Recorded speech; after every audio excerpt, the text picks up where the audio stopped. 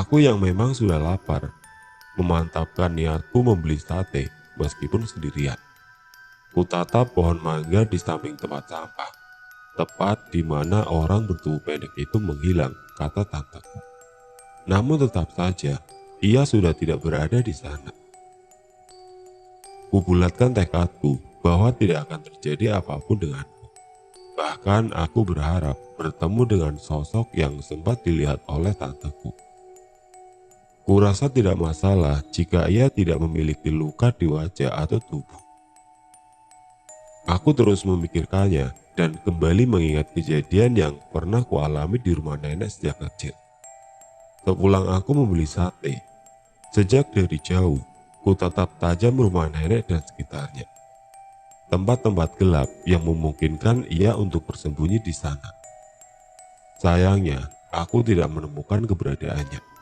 Namun kini, aku tengah melihat sebuah wajah yang hitam legam berada di sela-sela jemuran nenekku. Di sana, tempat itu gelap dan terdapat banyak baju, sehingga aku tidak dapat memastikan apa yang terdapat di sana. Kutatap tajam sosok itu dari kejauhan dan mulai kudekati. Namun nihil, tidak terdapat apapun di sana. Kupikir dia adalah sesosok pocong yang sedang bersembunyi di balik baju. Namun, mana mungkin ada sosok seperti itu di rumah nenek, pikirku saat itu. Ternyata ada sesuatu yang tidak aku ketahui tentang rumah ini.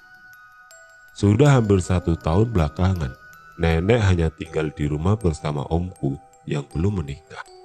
Namun namanya anak muda, ia terkadang tidur larut malam karena menonton acara film horor sendirian di kamarnya. Kala itu aku sedang membaca novel horor miliknya, sembari sesekali bercerita tentang pengalaman pribadi yang kualami dimanapun, termasuk di rumah nenek yang kami gunakan sharing pengalaman horor waktu itu. Ia menimpali bahwa ia pernah bermimpi terbangun tengah malam karena haus dan pergi mengambil minum di ruang makan. Kebetulan ruang makan ini berbatasan langsung dengan ruang kosong yang digunakan untuk parkir motor dan rak sepatu. By the way, ruang parkir ini terletak di bagian rumah selatan yang sebelumnya aku pergoki sosok bertubuh pendek duduk di teras dan sosok wajah hitam legam itu di balik pakaian. Karena memang biasanya nenekku suka meletakkan jemuran di depan ruang ini begitu saja meskipun sudah malam. Ketika omku sedang meminum air dengan posisi jongkok, tiba-tiba ia melihat puluhan pocong menatapnya di dalam kegelapan, tepat di mana rak sepatu berada. Ia ingin berlari dan berteriak, namun seakan semuanya tidak bisa dilakukannya. Tubuhnya kaku dan keringat dingin mengucur deras. Seketika ia terbangun dari tidurnya di tengah malam dengan keringat yang bercucuran dan nafas yang tidak beraturan. Ia segera menjalankan sholat malam, kemudian berdoa agar dijauhkan dari gangguan jin dan setan, juga berharap diberikan mimpi yang baik. Jelas aku kaget tentang apa yang dimimpikan om. Kini aku berpikir sosok yang bersembunyi di antara jemuran adalah salah satu dari di antara puluhan makhluk bungkusan tersebut. Omku menambahkan cerita tentang pengalamannya ketika mengecek temannya yang tidak berani membaca treat KKN di desa Benari. Dengan bangganya dia berkata,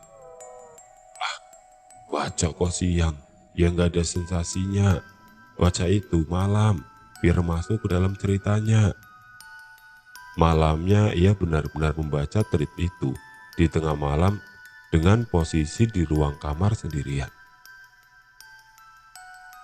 Tepat tengah malam, pada saat suatu skin dalam cerita, tiba-tiba ia merinding begitu hebat dan merasakan hawa tidak enak. Namun ia tidak memperdulikan dan tetap melanjutkan membacanya. Tiba-tiba dari arah ruang makan, terdengar seperti anak kecil berlari menuju ke kamar mandi yang kebetulan berada tidak jauh dari ruang kamarnya. Tiba-tiba saja suara larian tersebut berpindah menjadi tepat di atas kamarnya. Bulu kuduknya meremang dan ia pun mulai berdoa dan bersiap mengambil wudhu dan menunaikan ibadah malam.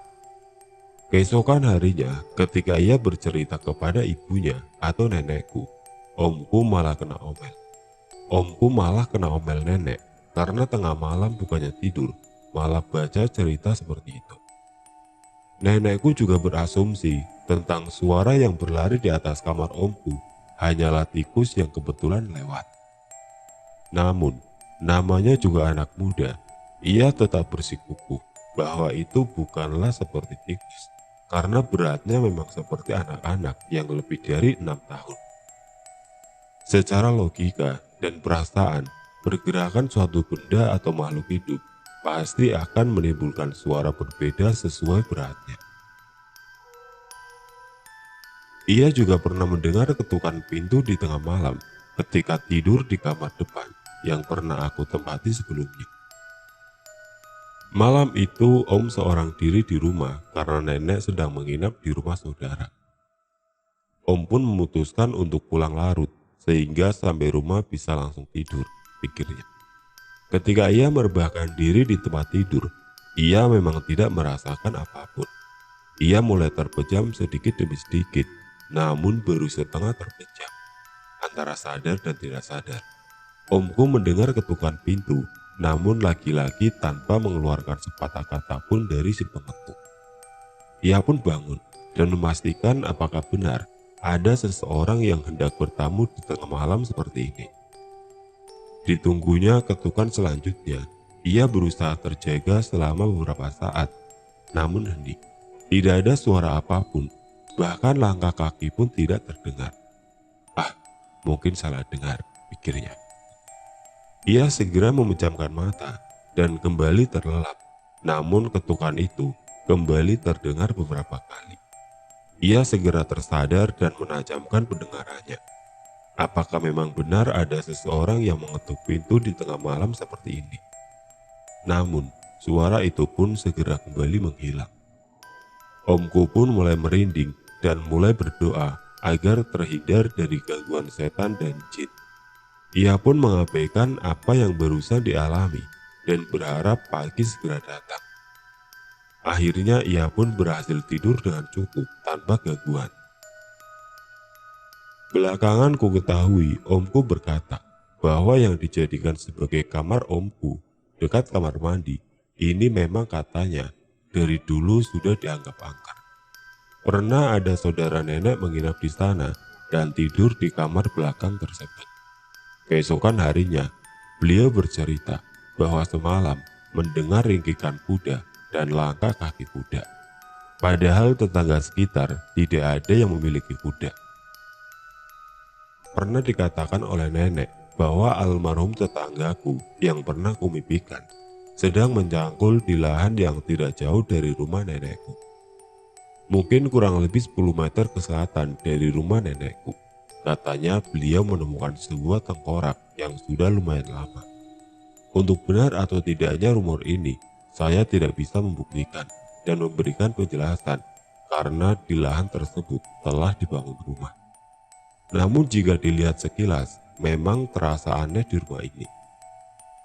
Tetapi karena saya juga tidak mempunyai bukti lebih nyata, saya tidak bisa memutuskan begitu saja. Tentang sosok yang bertubuh pendek, sebelumnya ayahku sempat memberikan keterangan bahwa biasanya perawakan seperti itu digunakan sebagai penglaris.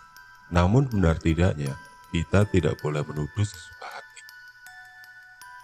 Intinya, dimanapun kita hidup, pasti berdampingan dengan jin maupun setan. Karena memang Tuhan menciptakan kita untuk beribadah menyembah Tuhan. Jangan mudah terpengaruh bujuk rayu setan dengan menggunakan klinik di kehidupan sehari-hari. Mungkin di dunia kita dapat memanfaatkannya dan meminta pertolongannya. Namun ketika telah tiada, orang tersebut akan dijadikan budak dan dipaksa bekerja keras di dunia mereka. Menurut beberapa kejadian, orang yang ditumbalkan juga akan dijadikan budak oleh jin tersebut. Perjanjian bisa diubah kapan saja agar orang tidak curiga tentang perjanjian yang dijalinnya dengan cara tidak baik. Ketika si tuan atau pemilik jin tersebut telah menjadi tumbal selanjutnya, biasanya akan berakhir. Namun beda kisah jika ada generasi yang meneruskan.